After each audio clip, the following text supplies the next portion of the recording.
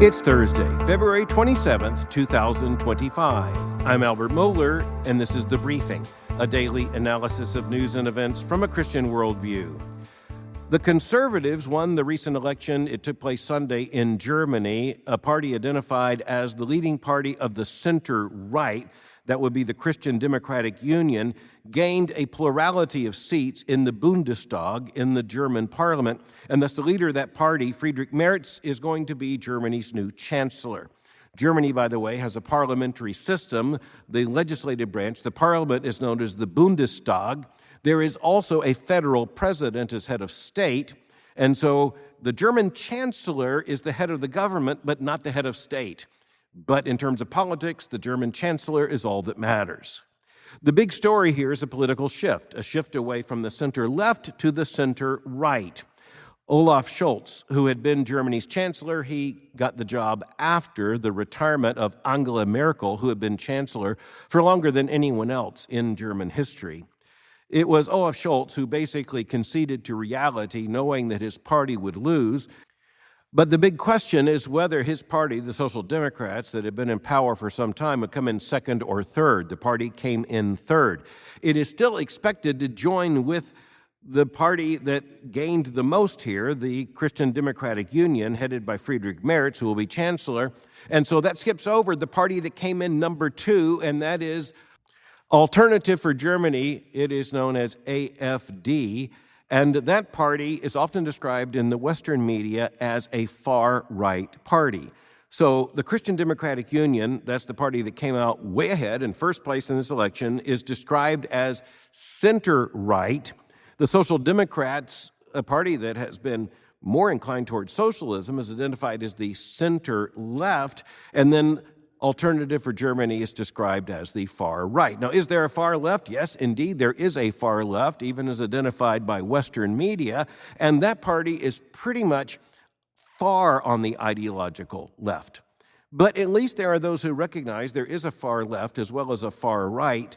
All kinds of worldview issues arise here. But before we turn to looking at AfD and some of the issues of controversy making headlines on both sides of the Atlantic, let's consider the situation in Germany. In this case, we are helped by the fact that the New York Times just yesterday ran an article with the headline, quote, "Threads of the Iron Curtain cling to the vote in Old East Germany." This is a reminder of how much culture matters and how much history matters. So when we talk about Germany today, we're talking about the modern nation. But remember, Germany hasn't been a nation as long as you might think.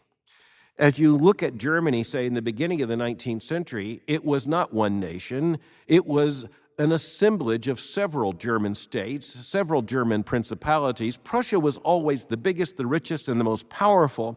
And eventually, Prussia entered into a union, and that meant that eventually the modern nation of Germany emerged. And almost immediately, the balance of power in Europe was changed. The balance in power in the European continent, particularly in Western Europe, has always depended upon the relationship between Germany and France. And the relationship between Germany and France was at least a major part of what occurred in the 20th century in the shape of two devastating world wars. And so Britain has played the role of intervening on behalf of France, not once but twice in the 20th century, eventually also with allies in both cases, eventually including the United States of America. A reminder to us that what happens in Europe doesn't stay in Europe. But the German elections are really interesting because they represent a political shift to the right. Now, just put that in the context of the fact that various things have been reshaping the political map on both sides of the Atlantic. Most importantly, the election of Donald Trump to a second term as president in November of 2024. Now you're looking at this situation in Germany. Is it the same? No, it's different. Number one, we are looking at a parliamentary form of government. And that means that you're not looking at someone running for the chancellor's position as if you have someone running for president of the United States. Instead, you have legislative elections, and the party that has the majority or can form a majority, that party leader becomes the chancellor. Much like in the British system, the party leader of the winning party becomes prime minister. The shift in the election that took place on Sunday is from what is described as the center-left, a more liberal party leadership, to the center-right, a more conservative party leadership.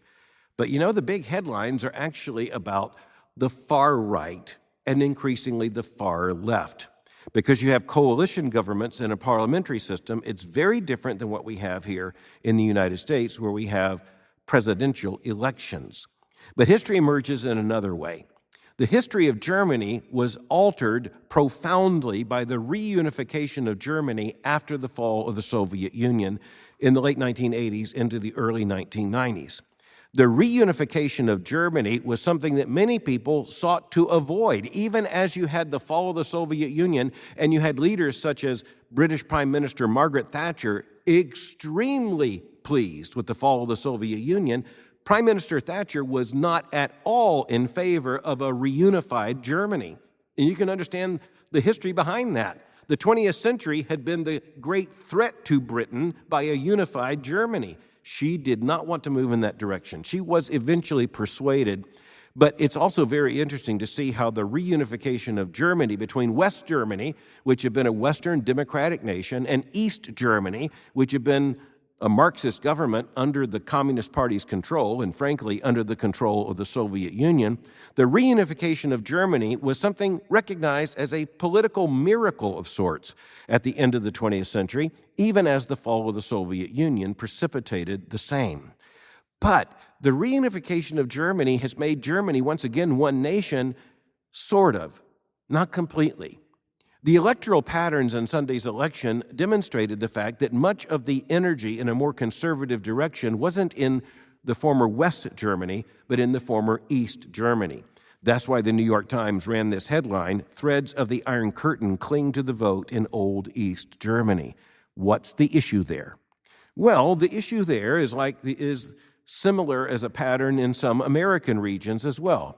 You had areas that perceived themselves to have suffered economically in the great economic transformations of the last several decades. East Germany was far behind West Germany in economic development. That is because it was under the totalitarian rule and control of the Soviet Union. It was committed to communism. It was committed to Marxism, which, in case you haven't read the memo, doesn't work. But another Christian realization is that the past is so powerful that we don't get over it as quickly as we would like to think. Germany is reunified, but it isn't equal. You see the legacy in terms of the communist rule in East Germany in the fact that East Germany, per capita income, social mobility, social advancement, it still lags behind the former West Germany. Now, here's the interesting thing. As you look at political change in Germany in Sunday's election, it was the former East Germany that moved most clearly in a more conservative direction. And that registers a very deep discontent with the unified government in Bonn, and in particular with the Social Democrats who had been in control. Now, it's interesting, I think a lot of American Christians will hear the name of the party that won the largest number of seats, the Christian Democratic Union, and wonder, well, do those three words actually go together? Are they all three meaningful? Union in this case basically just means party. That leaves us with the other two words, Christian and Democrat. Is it committed to democratic government? Well, it is, in terms of what we understand as a modern democratic form of government. It doesn't mean an absolute democracy. It means a constitutional democratic system of government. What about the word Christian? That's the interesting part. This should be a reminder to us that in the ruins of the Third Reich, what emerged as a very powerful political union was a union of parties that were self-consciously Christian. Now, that's not to say they were all made up of born-again Christians. It is to say they were absolutely convinced in the aftermath of the horrors of the Second World War that it was Christian truth and Christian morality which must be asserted at the very heart of the nation. Now, in a secularized age, the Christian Democrats in Germany are not nearly so confessionally Christian as they once were, but it is a reminder of the fact that in the urgency of the aftermath of Germany's devastation in 2 world wars, the nation understood, and this was West Germany, understood the necessity of a Christian foundation of government. In a far more secularized age, it's not so much Christian in the reality of the present as it was in the tradition of the past. Another reminder to us, nonetheless. But Alternative for Germany, described as the far right, having doubled the vote it obtained in the last national election in Germany. What does that mean? Furthermore, this is now, of course, at intersection with American politics. U.S. Vice President J.D. Vance, speaking at the Munich summit there just a matter of days ago in Germany, castigated Germany's current government for limiting the free speech of conservatives, and in particular of Alternative for Germany. And he spoke of the suppression of conservative voices, challenging the German government to stop canceling the voices and suppressing the messages. You also had Elon Musk, so close to the White House, offering very supportive messages for Alternative for Germany. So when you have the American press talking about a European party and describing it as far right, what do they mean by that? Well, here's where we need to develop something of a defense mechanism against the use of language. We need to know that when we see language like that, we had better look further beneath the surface to understand what's going on. When you describe something as far right, well, when it comes to the left, that is like saying wrong, far wrong, double wrong. We understand that's exactly the game the press is playing. But here's where Christians do need to understand a distinction. American Christians need to pay particular attention to this. There is a distinction between conservative and the right. The language of the left and the right, meaning liberal and conservative in trajectories. This goes back to the French Revolution and the seating of the assembly. You had conservatives on the right, you had liberals, radicals on the left, thus the language of left and right that continues in American political discussion. Conservative means those who are committed to conserve certain truths, certain patterns, certain structures. This is the very essence of conservative. The right means mostly that you reject the left. It is a battle between left and right. So conservatives are on the right, but we need to be honest and say there are some on the right who don't really function as conservatives. The big question is, does that describe the Alternative for Germany? Well, here's a very interesting thing. Even as we talked about the lasting legacy of the division of Germany into East and West, it's also very interesting to see when you have a party described as far right, described as the Alternative for Germany, you need to take a closer look. Alice Weidel is the leader of the party, and, as many people have pointed out, she is herself representative of some of the contradictions right now on the German right. Here's my favorite sentence about her. It really kind of stands out. Here's what she said in an article in the New York Times. Ms. Weidel said this, quote, "I am not queer, but I am married to a woman I have known for 20 years," end quote. Now, I don't know exactly what to do with that sentence. To me, if you've been married to a woman for 20 years or 20 minutes, you're queer. But it does appear to be her way of saying, I'm not identifying as LGBTQ. It might be by inference that she wants the legal benefits of marriage in terms of sharing a home with this other woman. It's just very strange. And so let's just say you can't be very conservative in a genuine sense if you have to start a sentence by saying, I'm not queer, but I'm married to a woman I've known for 20 years. You're not conserving marriage, you're not conserving family, you're not conserving the structures of creation if that's where you have to describe yourself. On the other hand, it is really clear that what you have in many in the West and many in Germany describing this party as the far right, they're basically dismissing a lot of authentic conservatism as well. Because when you say center-left and center-right, that means that you're describing kind of a consensus between left and right in the middle.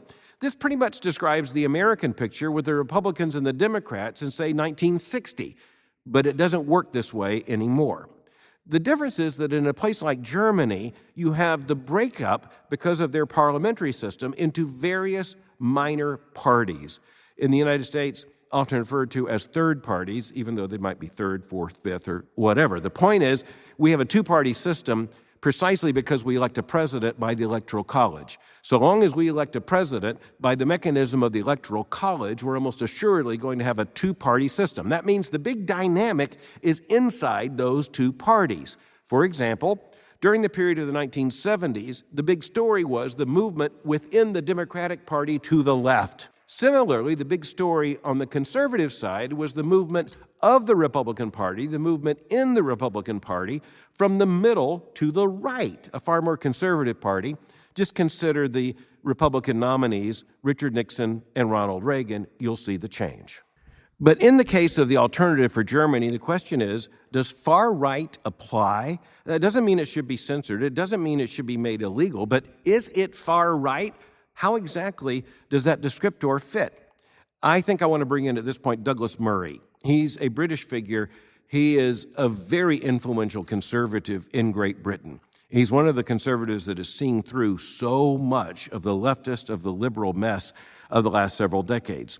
In a major interview, about a half a page in the Wall Street Journal over the weekend, he scoffed at the put-down of far right. Quote, "Far right," he said, "is one of those labels around whose use we could do with having some hygiene." You got to love the British calling for hygiene with words.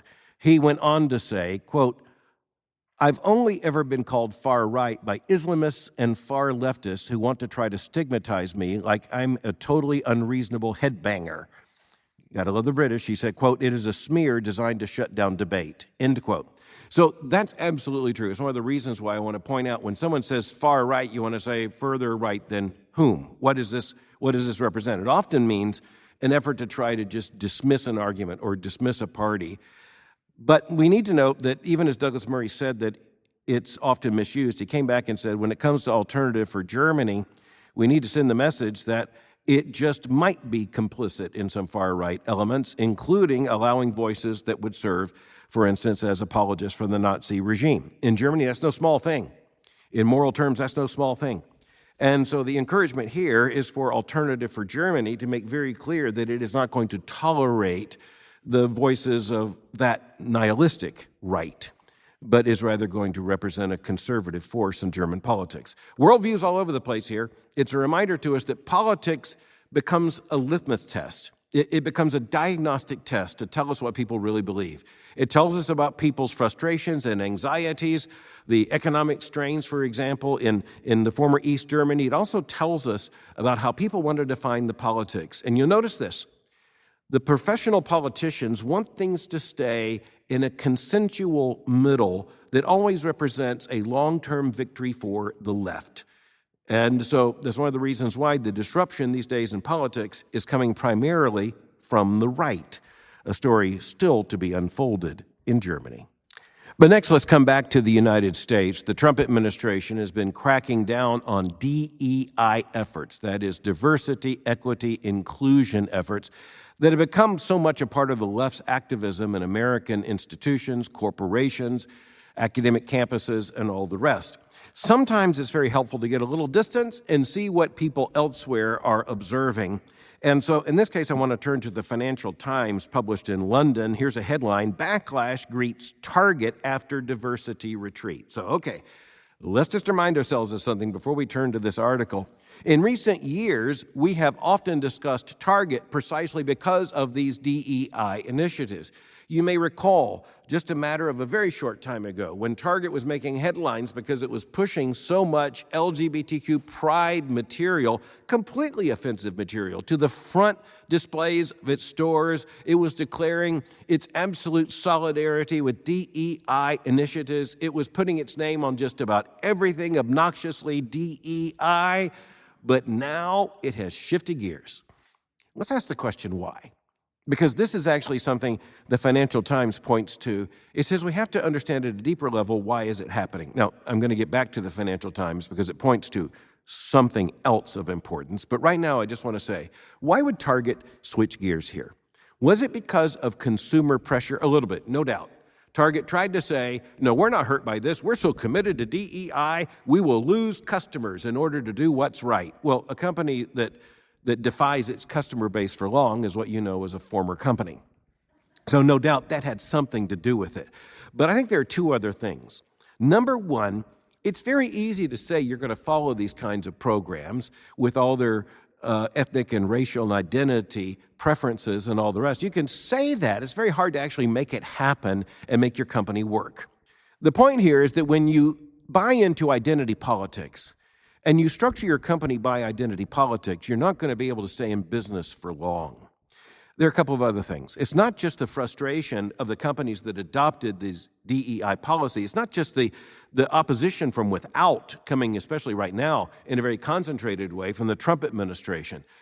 President Trump and his administration have done just about everything by executive order they could do to expunge and reverse these DEI programs where federal dollars go. It's a little harder to get to private employers. Nonetheless, when you look at companies, they have a relationship with the federal government. Eventually, the Trump administration is forcing the issue, even at the level of a company like Target. Shareholder action is also something that has been taking place, something else conservatives have had to learn to do. Conservatives often don't show up at shareholder meetings, even though in terms of a lot of investment, the fact is that conservative Christians, in many cases, have the right to show up at a shareholder meeting and demand a change in company policies. Even if the company doesn't immediately change its policies, you have set down a marker. But even as I say, it's one thing for these companies to say they buy into DEI. It's another thing when they lose customers and also find it very difficult to employ. There's something else going on here, and that is that there are many on the left who are done with DEI. Very, very interesting. There are people on the far left and in some of the groups identified with identity politics who say, look, a lot of these companies were only giving lip service to this anyway. They were buying us off, say people on the left, by talking about their commitment to these DEI policies, but in the end, what they want is an economic, cultural, moral revolution. Target wasn't buying into a revolution. It just wanted good, progressive, leftist corporate identity markers. Anyway, the story in the Financial Times says that now you have people who are rebelling against Target for making this announcement. About 2 years ago, Target was faced with a boycott from conservative Christians. Now it is facing boycotts from groups identified with identity politics who say they're just done with Target. What's the lesson here? You know what? If you're the president or if you're the corporate board of a big corporation, especially one dealing in consumer products, you better be careful about trying to tout your ideological identity. Because it turns out that's not what people want from Target. What they want from Target is stuff that doesn't fall apart, sold at a reasonable price. That's it. No one's going to Target for a moral code, or if you are, God help you. We'll continue to follow this issue. I think the most dangerous thing is that DEI doesn't go away, but is simply rebranded, that you keep the basic structure, the basic cultural Marxism that's put in place there, you just rename it as something else. We'll watch that. Meanwhile, in conclusion, I want to shift to another news story that reminds us of the moral burden of history. Obituary, in this case, in the New York Times this week, Clint Hill, agent who sprang to the Kennedys' aid in Dallas, dies at age 93. You see those horrifying pictures there from Dallas, November 1963, the assassination of President John F. Kennedy, and you see a brave Secret Service agent leaping on the back of the vehicle towards the president and the First Lady. Eventually, he pushed the First Lady off the deck of the car, which was then getting ready to speed towards a hospital. He used physical force to press her back into the seat. He was actually a part of her detail, even as he had been on the personal detail before of President Dwight D. Eisenhower. Clint Hill believed that it was effectively a demotion to be moved from the presidential detail to the First Lady detail, but in God's providence, in the view of history, as others would say, he was in that place at that time precisely to spring into action. His great agony, which led to a nervous breakdown and an eventual retirement as second in command of the Secret Service, was that he had not protected the President of the United States, that he had been unable to protect the President of the United States. In images and in film seared into the nation's long memory, you see the Secret Service agent leap into action, but by the time he got to the President, it was too late. By the time he got to the President was effectively dead, and Governor John Connally of Texas had also been shot. But he did save the life of the First Lady, something she remembered long, long after the events and throughout her lifetime. Clint Hill was an interesting person. Of course, he was the center of the work of the Warren Commission and other historical investigations into the nature of the Kennedy assassination. It was the burden of history that drove him in so many ways. On a program years ago, I made a statement about looking at controversies over something like the Kennedy assassination, the assassination of the President of the United States. And I pointed to how many conspiracy theories surround it. And I just made the point, which is very important from a Christian worldview perspective, that when we look at a question like that, we should apply the very same investigative tools and the very same intellectual categories, the very same moral judgments to the assassination of a president as we would to any other crime. That's a discipline Christians need to follow. When we're looking at a category, we need to apply the same standards to everything that fits in that category. I made the statement and didn't think much about it after that, but just a few days later, I received an email from Clint Hill, the Secret Service agent whose obituary was just published in the New York Times. I did not expect that reach out, and he just reached out to me and said, "Thank you for making that argument about the rules of evidence and the way an historical event should be investigated." Sometimes, oddly, we find ourselves brushing against history.